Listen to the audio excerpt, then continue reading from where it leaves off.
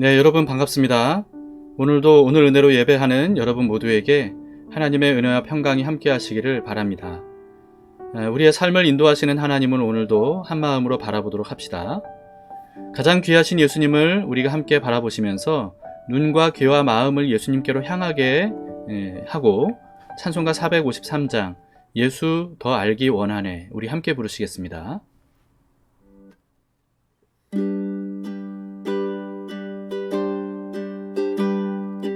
예수 더 알기 원하네 크고도 넓은 은혜와 대속해 주신 사랑을 간절히 알기 원하네 내 평생의 소원 내 평생의 소원 대속해 주신 사랑을 간절히 알기 원하네 성령이 스승 되셔서 진리를 가르치시고 거룩한 뜻을 깨달아 예수를 알게 하소서 내 평생의 소원 내 평생의 소원 대속해 주신 사랑을 간절히 알기 원하네 성령의 감화 받아서 하나님 말씀 배우니 그 말씀 한 절 한 절이 내 맘에 교훈 되도다 내 평생의 소원 내 평생의 소원 대속해 주신 사랑을 간절히 알기 원하네 예수가 계신 보좌는 영광에 둘려 있도다 평화의 왕이 오시니 그 나라 왕성하도다 내 평생의 소원 내 평생의 소원 대속해 주신 사랑을 간절히 알기 원하네 내 평생의 소원 내 평생의 소원 대속해 주신 사랑을 간절히 알기 원하네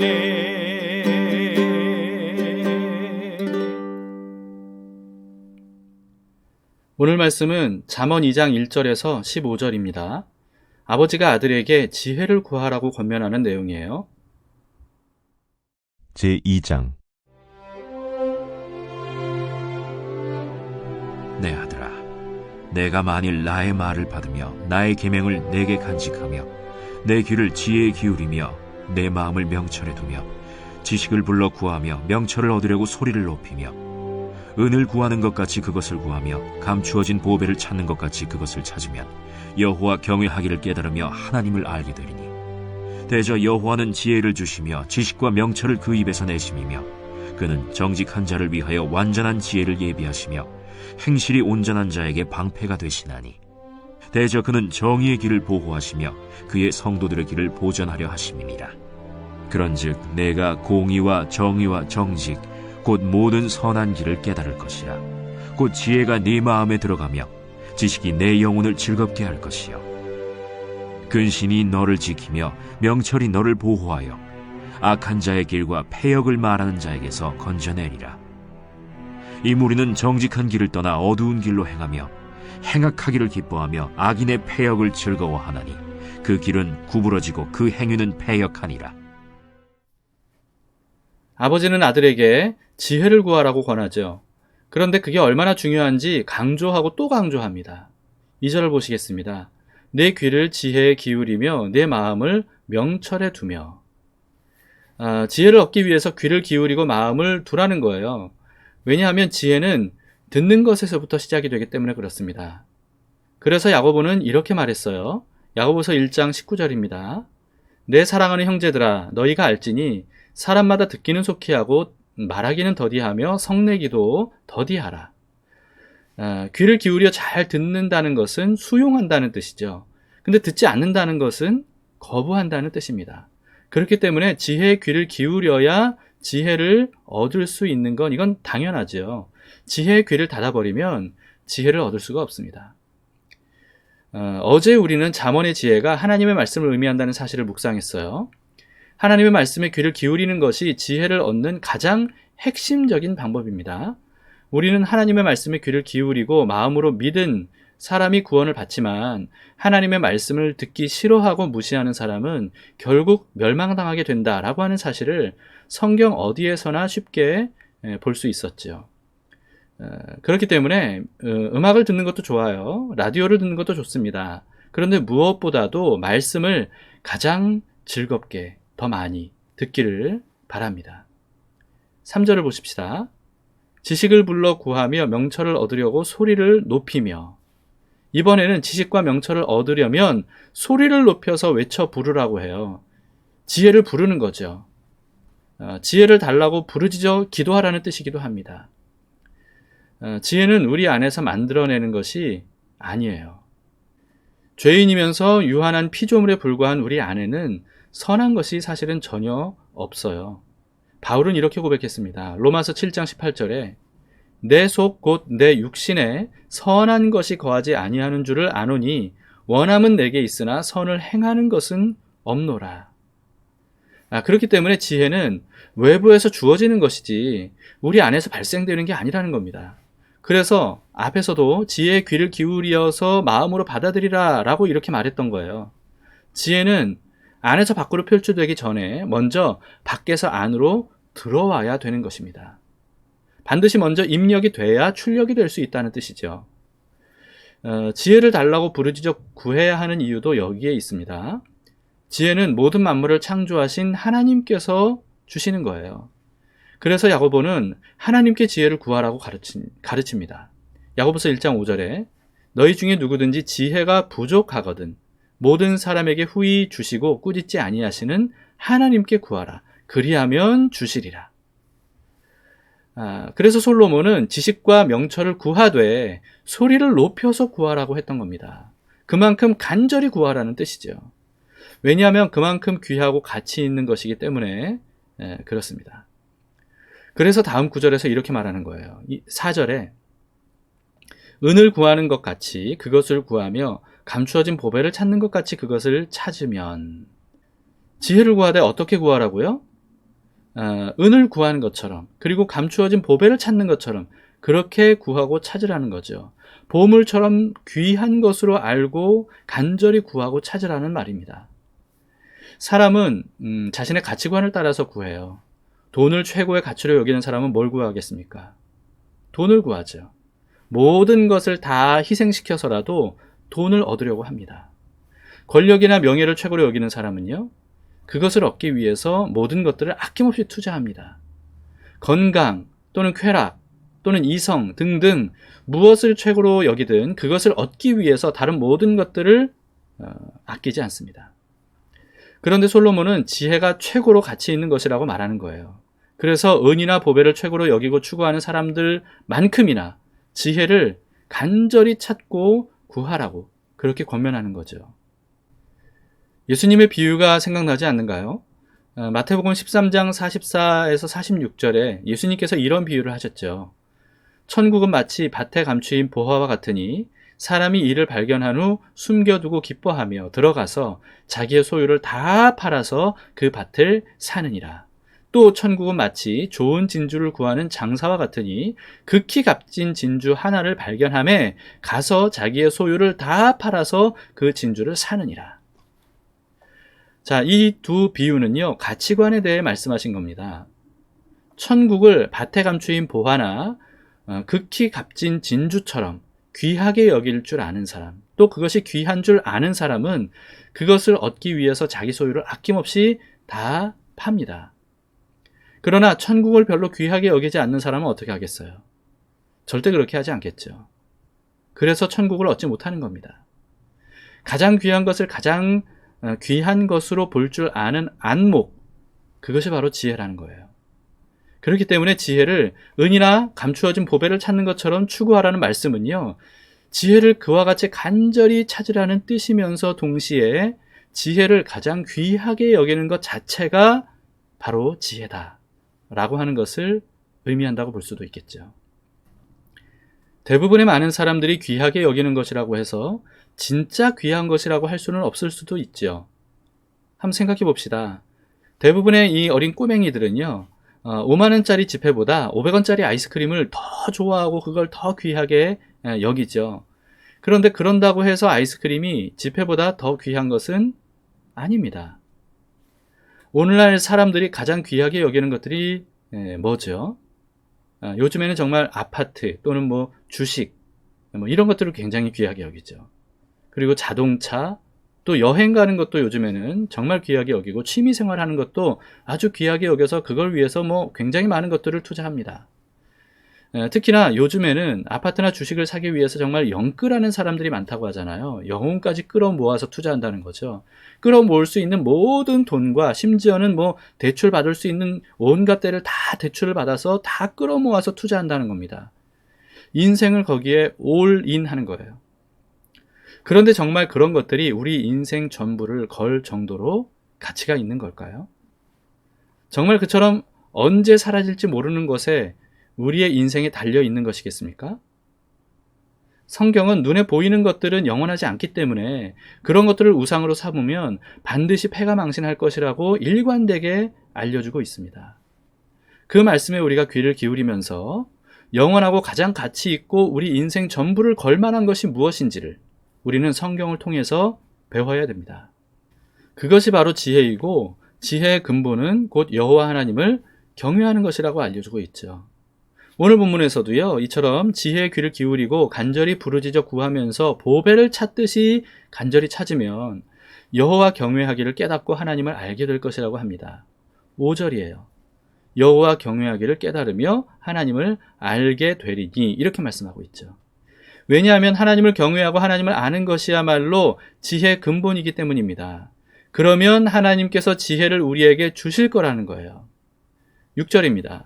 대저 여호와는 지혜를 주시며 지식과 명철을 그 입에서 내심이며. 그렇게 여호와를 경외하는 데에서 나오는 지혜를 우리가 얻으면요, 그 지혜가 우리에게 많은 좋은 것들을 제공해 줍니다. 지혜가 우리에게 무엇을 제공해 주냐 하면 첫 번째로는 우리를 보호해 준다는 겁니다. 7절을 보세요. 그는 정직한 자를 위하여 완전한 지혜를 예비하시며 행실이 온전한 자에게 방패가 되시나니. 11절 12절에서도요. 근신이 너를 지키며 명철이 너를 보호하여 악한 자의 길과 패역을 말하는 자에게서 건져내리라, 이렇게 말씀하죠. 지혜가 우리를 악과 악한 자로부터 지켜서 보호해 준다는 것을 알 수가 있습니다. 모든 고난을 면하게 해준다는 뜻은 아니에요. 하지만 많은 고난은 스스로 죄와 악을 저질러서 자초하는 경우가 많죠. 그런데 그런 잘못을 범하지 않도록 우리를 지켜준다는 거예요. 무엇이 선인지 악인지를 분별할 수 있게 해주기 때문이죠. 9절을 보세요. 그런즉 내가 공의와 정의와 정직 곧 모든 선한 길을 깨달을 것이라, 이렇게 말씀해요. 죄와 악은 언제나 나쁜 열매를 맺지만 선은 언제나 선한 열매, 좋은 열매를 맺어요. 예수님 말씀대로입니다. 마태복음 7장 18절에서 이렇게 말씀하셨어요. 좋은 나무가 나쁜 열매를 맺을 수 없고 못된 나무가 아름다운 열매를 맺을 수 없느니라. 이걸 깨닫는 것이 바로 하나님께서 주시는 지혜라는 거예요. 이런 사람이 시편 1편에서 말하는 복 있는 사람이라는 겁니다. 두 번째 지혜가 우리에게 주는 것은요, 영혼을 즐겁게 해준다고 합니다. 10절에서 곧 지혜가 내 마음에 들어가며 지식이 내 영혼을 즐겁게 할 것이요. 사람들이 나름대로의 가치관을 가지고 귀하다고 여기면서 추구하는 이유는요, 그런 것들이 즐거움을 줄 것이라고 믿기 때문입니다. 그러나 세상의 것들이 주는 즐거움은 잠깐이고 그 이후에는 오히려 더 큰 부족함을 느끼게 되는 거예요. 마치 바닷물을 계속 목마르다고 마시는 것처럼 말이죠. 하지만 여호와 하나님을 경외하는 데서 오는 지혜는 우리 안에서 샘이 돼서 지속적으로 우리 마음을 적시고 채워줍니다. 하나님을 알고 경외하는 지혜보다 귀한 것은 없어요. 우리 모두 그 사실에 눈을 떠서 최고의 가치로 여기고 오늘도 간절히 그리고 열심히 하나님의 지혜를 구하도록 합시다. 찬송가 94장 주 예수보다 더 귀한 것은 없네, 우리 함께 부르시면서 가장 귀하신 분이신 하나님의 살아있는 말씀 그 자체이신 예수님께서 우리 안으로 들어오셔서 우리를 가득 채워주시기를 우리 함께 간구합시다.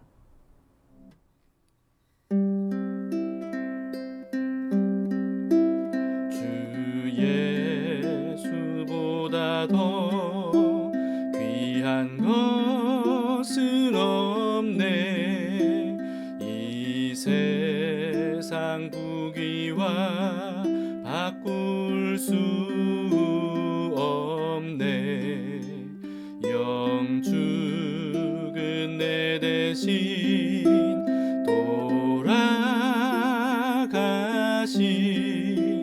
그 놀라운 사랑 잊지 못해, 세상 즐거움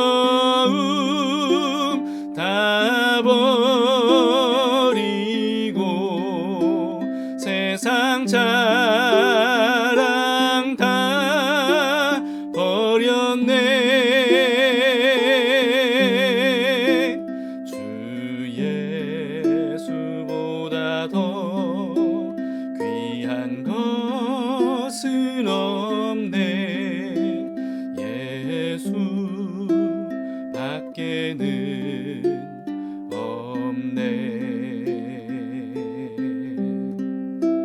주 예수보다 더 귀한 것은 없네, 이 세상 명예와 바꿀 수 없네, 이전에 즐기던 세상 일도 주 사랑하는 맘 뺏지 못해, 세상 즐거움 다 버리고 세상 자랑 다 버렸네, 주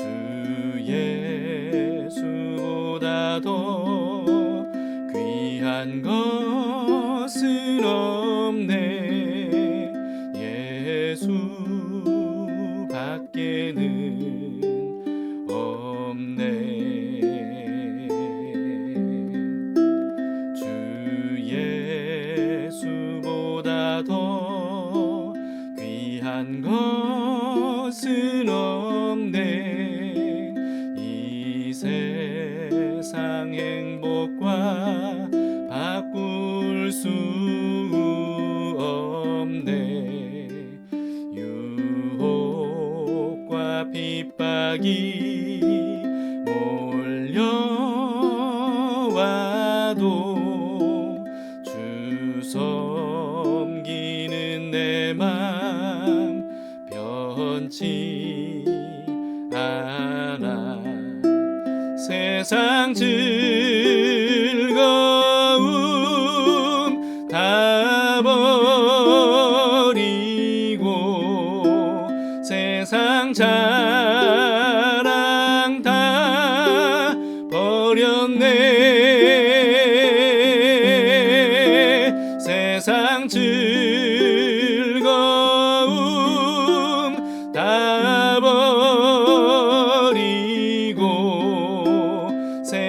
세상 자랑 다 버렸네.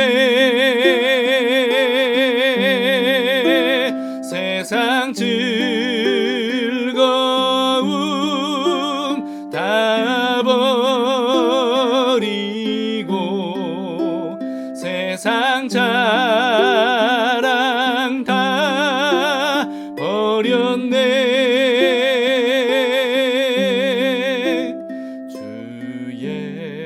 예수보다 더 귀한 것은 없네. 예수 밖에는 없네. 주 예수보다 더 귀한 것은 없네. 예수 밖에는 없네.